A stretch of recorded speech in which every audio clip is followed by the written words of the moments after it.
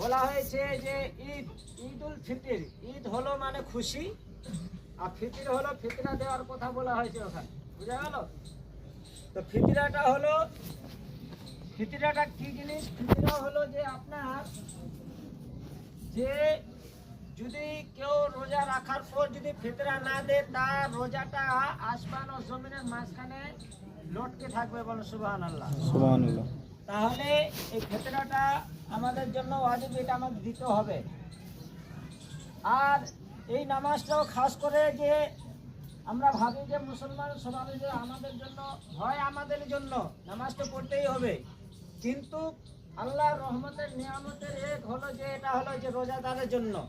কেননা আমি কিতাবের মধ্যে পড়ে যেটা বুঝতে পারলাম যে বলছে যে যে রোজা রাখার পরে মানুষ 1 মাস রোজা রাখার পরে যখন আপনার লাস্ট সময়ে যেটা আজকে আল্লাহর রহমতের কিছু ফেরেশতাগণ একদল আসার পর তারা সুসংবাদ দিয়ে যায় যে এ রোজাদার বান্দারা, তোমাদের রোজাকে আল্লাহ রাব্বুল আলামিন কবুল করেছেন, এমনকি তোমার সমস্ত গুনাহ খাতাকে মাফ করেছেন। বলো সুবহানাল্লাহ। সুবহানাল্লাহ।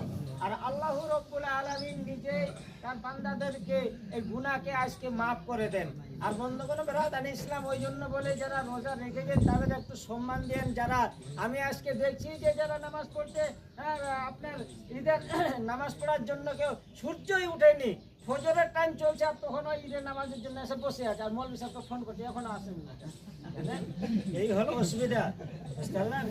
তো বন্ধুগণ ব্রাদার ইসলাম ভাই আমার, ফজরের টাইম হলো ফজরের নামাজের জন্য, ওটা একটা ফরজ ছিল, এটা ওয়াজিব নামাজ, তো মূল্য করে জানে। তো যাই হোক, আজকে বড় নিয়ামত ও বরকতের দিন।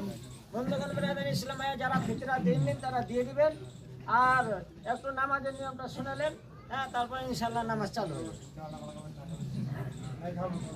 আমাদের এই নামাজটাই একটু জানাজা নামাজের সঙ্গে একটু এক লাগে, মানে কেন হাত উঠাউঠি করি তো ওই জন্য একটু মানে সুন্দর লাগে। তো একবার দেখে নিন, আমরা যখন মৌলভী সাহেব যখন করবে আপনার তাকবীর দিবে, তো প্রথমে আগে নিয়ত করলাম, নিয়ত করার পর আল্লাহু আকবার, 6 তাকবীরের নামাজ এটা, বুঝলেন? প্রথমে 6 তাকবীর আল্লাহু আকবার করে হাত বাঁধলাম আমি, বাঁধার পর আমি সানা পড়বো, তারপরে আবার তখন সানা পড়ার পর তখন আমি আল্লাহু আকবার করে হাত উঠাবো, আপনারা উঠাবেন, উঠার পর হাত ছেড়ে দিবেন। একবার হলো আল্লাহু আকবার, 2বার হলো আল্লাহু আকবার, 3বার হলো, আর তারপরে বাঁধে নেবে লাস্টের দিকে, বুঝা গেল? বেঁধে নেওয়ার পর আমি সূরা টুরা পড়বো, পড়ার পরে আপনার রুকু টুকু করে উঠে আবার দাঁড়িয়ে